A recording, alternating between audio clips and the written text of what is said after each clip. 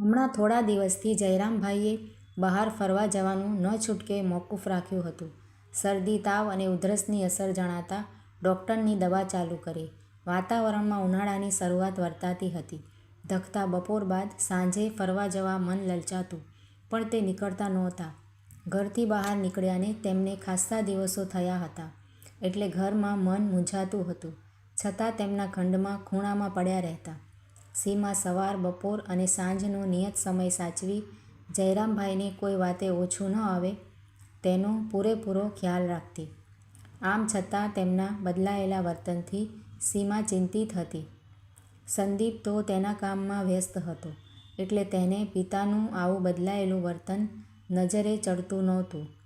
સીમા ઘણીવાર જયરામભાઈના આવા બદલાયેલા વર્તનનો તાગ મેળવવા મથામણ કરતી, પણ કંઈ સમજણ પડતી નહોતી. આજે પણ તે બપોરની દવાનો ડોઝ આપવા ગઈ ત્યારે તેમનું વર્તન કંઈ જુદું જણાતું હતું. પહેલાં જેવી વાતો પણ તે કરતા નહોતા. દવા આપી સીમા પપ્પાના બદલાયેલા વર્તન અંગે બાજુના રૂમમાં આવી વિચારતી રહી. શરૂઆતના દિવસોમાં પપ્પા કેટલા સરળ અને નિખાલસ સ્વભાવના હતા, જ્યારે આજે તેનાથી બિલકુલ વિરુદ્ધનું તેમનું વર્તન હતું. નિવૃત્ત થયા ત્યારથી જ તેમણે મન અને શરીરને પ્રવૃત્ત રાખવા માટે તેમની મનગમતી પ્રવૃત્તિ શોધી લીધી હતી. વાંચવાની ટેવ તેમને શરૂઆતથી જ હતી. તે ક્યારેક સોસાયટીના ઓટલા પર બેસતા, તો ક્યારેક મંદિરના ચોતરે જતા. સાંજે નિયત સમયે બગીચે જઈ સરખી ઉંમરના નિવૃત્તના ગ્રૂપમાં જઈને બેસતા. નિવૃત્તિના શરૂઆતમાં દિવસો તેમને ભારેખમ લાગવા માંડ્યા. તે સમયે તેમણે કહ્યું હતું, બેટા, હું એક ક્ષેત્રમાંથી મુક્ત થયો છું, પણ મારે હજી ઘણા કાર્યો કરવાના બાકી છે. અમે આશ્ચર્ય વ્યક્ત કર્યું. ત્યારે તેમણે કહ્યું, હવે જ મારી ખરી પ્રવૃત્તિ શરૂ થાય છે. અને તે પછી તેઓ તેમની પ્રવૃત્તિમાં જોડાયા. નજીકની હોસ્પિટલમાં જઈ દર્દીઓ સાથે સમય ગાળતા, તેમના સુખ-દુઃખ જાણી તેમને મદદ કરતા, તો ક્યારેક રેલવે એસટી સ્ટેશને જઈ કોઈને ફોર્મ ભરવાથી માંડીને અજાણ્યા મુસાફરોને શહેરથી માહિતગાર કરી બનતી મદદ કરી દિવસો પસાર કરી લેતા. મંદિરે, લાઇબ્રેરીએ કે સગાને ઘરે નવરાશની પળોમાં અખબારોમાં સાંપ્રત સમસ્યા પર તેમના વિચારો લખી મોકલતા. અખબારોમાં પ્રકાશિત થાય કે ન થાય તે તેમને મન મહત્ત્વનું નહોતું. તો વળી ક્યારેક અખબારમાં આવતા સ્થાનિક જાહેર નિમંત્રણવાળા કાર્યક્રમોમાં પણ હાજરી આપતા. આમ નિવૃત્ત થયાની શરૂઆતના દિવસોમાં તેમણે તેમની પ્રવૃત્તિ શોધી લીધી હતી. બહારથી જ્યારે ઘેર આવતા ત્યારે તેમના હાથમાં અવશ્ય કંઈ ચીજવસ્તુ રહેતી જ. ક્યારેક બાળકોના રમકડાં, તો વળી ક્યારેક બજારની ચટપટી વાનગી લાવી બધાને ખુશ કરતા રહેતા.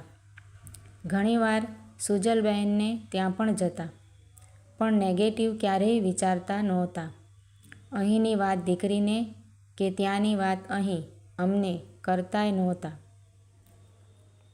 આપણે અમારા સાથે પણ ખપ પૂરતી જ વાત. ક્યારેય તેમણે અમને એવું કહ્યું નહોતું કે અમારા જમાનામાં તો આમ ને અમારા જમાનામાં તો તેમ. તેવી નિરર્થક તુલના ક્યારેય કરી નહોતી. ક્યારેક હું તેમના જીવન વિશે જાણવા માંગતી ત્યારે મહેણાં ટોણાં મારવા સિવાય હળવાશથી વાત કરી લેતા. પિંકી અને મોન્ટુ સાથે બાળક બની જતા. ક્યારેક તેમને ડ્રાઈવર સાથે ગાડીમાં શાળાએ લેવા મૂકવા પણ જતા. તેમજ ઘરના નાના મોટા કામકાજમાં પણ સાથ સહકાર આપતા. ખૂબ સમજુ તેમણે મનોવિજ્ઞાનના પુસ્તકો વાંચીને મનને કેળવી લીધું હતું. નિવૃત્તિ બાદ ક્યારેય તેમણે ઘરના કોઈ સભ્યોની કોઈ હિલચાલ પર નજર રાખી નહોતી કે કોઈને દુઃખ થાય તેવું વર્તન પણ કર્યું નહોતું. તે સારી રીતે જાણતા હતા, શરીર સ્વસ્થ રહેશે તો ખરાબ દિવસો જોવા નહીં પડે.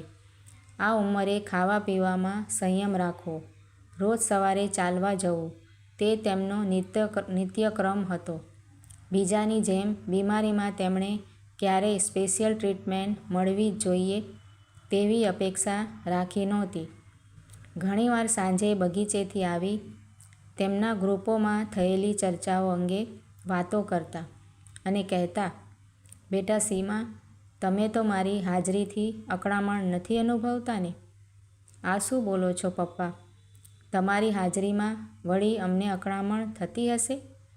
ના બેટા, આ તો આજે તમારી બધાની વાત નીકળી કે હવે તો આ ઉંમરે ઘરના બધા સભ્યો આપણી હાજરીથી અકળામણ અનુભવે છે, દૂર ભાગે છે અને વૃદ્ધોથી વાત કરવી ટાળે છે.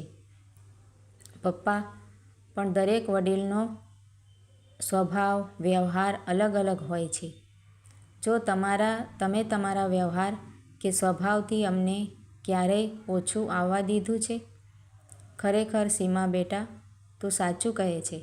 Respect is commanded, not demanded. વ્યક્તિનું જીવનને વર્તન જ એવું હોવું જોઈએ કે તેને આપોઆપ આદર પ્રાપ્ત થાય. મોટાભાગના લોકો મને આદર મળવો જ જોઈએ તેવી કઠોર ડિમાન્ડ સાથે રહેતા હોય છે.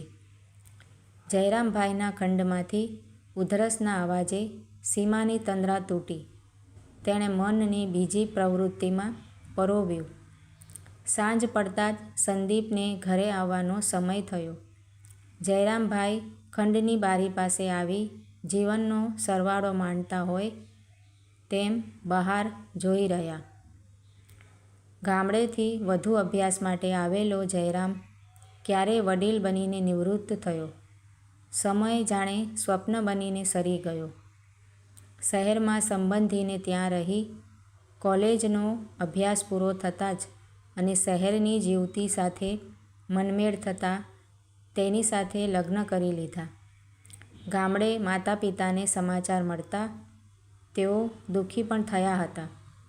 તે માતા પિતા વિરુદ્ધ જઈ લગ્ન કરી શહેરમાં જ સેટલ થયો. સમયના વહેણામાં ભૌતિક સમૃદ્ધિની એક પછી એક સીડી ચઢતો ગયો. પત્નીના સહારે સુખી અને સાધન સંપન્ન બન્યો. 2 સંતાનનો પિતા બન્યો. બધી વાતનું સુખ હતું, પણ તેમની પત્ની સુખ ભોગવવા ન રહી. સુજલ અને સંદીપ નાના હતા ત્યારે જ તેનું અવસાન થયું. આમ કોઈ મોટી બીમારી પણ નહોતી, પણ ડૉક્ટર બીમારી પકડી જ ન શક્યા. તે દિવસે છોડની જેમ સાવ સુકાતી ગઈ અને એક દિવસે બધાને છોડી ચાલી ગઈ. શરૂઆતના દિવસોમાં જયરામભાઈ ભાંગી પડ્યા. તે પછી બંને સંતાનો પાછળ જીવન ખર્ચી નાખ્યું. સુજલ મોટી થઈ. ઉંમરે પહોંચતા તેના લગ્ન કરી સાસરે વળાવી. સંદીપને પણ ભણાવીને ધંધે લગાવ્યો અને આમ અન્ય કોઈ કામ ન રહેતા જીવનના બાકી દિવસો પસાર કરતા રહ્યા. સંદીપ ઉંમરે પહોંચતા તેમજ ધંધામાં પણ હવે તે સેટલ હતો એટલે જયરામભાઈને તેને એક બંધનમાં બાંધવાની ઈચ્છા થઈ. એક સવારે દીકરા સામે ઈચ્છા વ્યક્ત કરતા બોલ્યા, બેટા સંદીપ, મારો મિત્ર જય દલાલને તો તું ઓળખે છે ને? સંદીપ બોલ્યો, હા પપ્પા, પેલા આણંદવાળા જ ને? હા બેટા, એ જ. એક દિવસે અચાનક મળ્યો હતો. વાતમાંથી વાત નીકળતા તેની દીકરી શ્યામલ માટે પૂછ્યું છે. કુટુંબ સારું છે, છોકરી પણ આપણે જોઈ છે. આમ તો એ મારો મિત્ર જ એટલે હું તેને સારી રીતે ઓળખું છું. છોકરી પણ દેખાવડી અને ગુણવાન છે એટલે મેં એ દિવસે જય દલાલને કહ્યું કે અમને તો આ સંબંધ મંજૂર છે. સંદીપ બેટા, સંસાર તારે ચલાવવાનો છે એટલે તને પૂછ્યા પછી જ આગળ વધીશું. મેં તેને પછી જવાબ આપવા જણાવ્યું છે. જો તારી ઈચ્છા હોય તો. અરે હા પપ્પા, સારું થયું તમે મને પૂછ્યા વગર તેમને જવાબ ન આપ્યો. હું પણ તમને કેટલાક સમયથી એક વાત કહેવા માંગતો હતો, પણ અનુકૂળ સમયની રાહ જોતો હતો. આજે જ્યારે વાત નીકળી છે તો હું કહું છું. હું જ્યારે કોલેજમાં હતો ત્યારે મારા સાથે અભ્યાસ કરતી સીમા સાથે મારો પરિચય થયો હતો. અમે બંને નજીક આવતા એકબીજાને કોલ આપ્યો છે. સીમા મને ગમે છે. તમે પણ તેને જોઈ છે. અમે બંને લગ્ન કરવા માંગીએ છીએ. બસ તમારા આશીર્વાદની જરૂર છે. દીકરાની વાત સાંભળી જયરામભાઈના હૃદયને આઘાત અનુભવ્યો. મિત્રની દીકરીને ઘરમાં વહુ તરીકે જોવાની તથા લગ્ન થતાં મિત્રતામાં ઘનિષ્ઠતા રહેશે તેવી તેમની આશા હતી. પણ પોતાની ઈચ્છા પ્રમાણે દીકરાના લગ્ન ન કરાવી શક્યો. તેનો વસવસો મનમાં જ રહી ગયો. આમ છતાં મન મનાવી બધું ભૂલી સમય સાથે તાલ મિલાવતા રહ્યા. સમયની રેત સરતી રહી. જયરામભાઈ પ્રોફેસરના વ્યવસાયમાંથી નિવૃત્ત થયા. શરૂઆતના દિવસો તો અવનવી પ્રવૃત્તિઓથી સુખચેનમાં પસાર થતા ગયા. પણ જેમ જેમ ઉંમર વધતી ગઈ તેમ જાણે એમનું આજુબાજુનું ક્ષેત્ર સીમિત થતું ગયું હોય તેમના સ્વભાવમાં બદલાવ આવતો ગયો. તેમના બદલાયેલા આ હાવભાવથી સીમાને ચિંતા થતી હતી. તે નાની નાની વાતમાં પણ ખોટું લગાડતા હતા. તેમને સતત એવો ભાસ થયા કરતો કે તેનો સંદીપ તેમનાથી દૂર જતો હતો અને તેનું મુખ્ય કારણ પણ સીમા જ હતી. આવા આડા વિચારો કરી જયરામભાઈ દીકરા વહુથી દૂર જઈ રહ્યા હતા. તે કારણે સતત એકલતા અનુભવતા. દીકરા વહુના વર્તનને તે ચકાસતા રહેતા. નાની સરખી વાતમાં ઓછું આવી જતું. તેમ છતાં કંઈ કહી શકતા નહોતા અને આમ એકલા એકલા મનના વિચારે દુઃખી થયા કરતા. સંદીપની ગાડીનો અવાજ આવતા જયરામભાઈના કાન સરવા થયા. બારી પાસેથી ઝડપથી પથારીમાં આવી ગયા. સંદીપ જેવો ઘરમાં દાખલ થયો ત્યાં તે ઉધરસ ખાવા લાગ્યા. તેમણે ઉધરસ ખાતા જોઈ સંદીપે સીમાને પૂછ્યું, હવે કેવું છે પપ્પાને? નિયમિત દવા લીધી છે? સીમાનો અવાજ ધીમો હતો એટલે જયરામભાઈ દિવાલ પાસે જઈ કાન માંડી સાંભળી રહ્યા. સીમા બોલી, સંદીપ, પપ્પાનું વર્તન આજકાલ કંઈ અજુગતું લાગે છે. તમે કંઈ પૂછતા નથી? આપણાથી નારાજ હોય તેવું જણાય છે. ના ના, એવું કંઈ નથી. પપ્પા તો ખૂબ જ સમજુ છે અને આપણે એવું તે શું કર્યું છે કે તેઓ આપણાથી નારાજ થાય? સંદીપ તેના કામકાજમાં વ્યસ્ત રહેતો હતો એટલે તેણે સીમાની વાત સહજતાથી લીધી.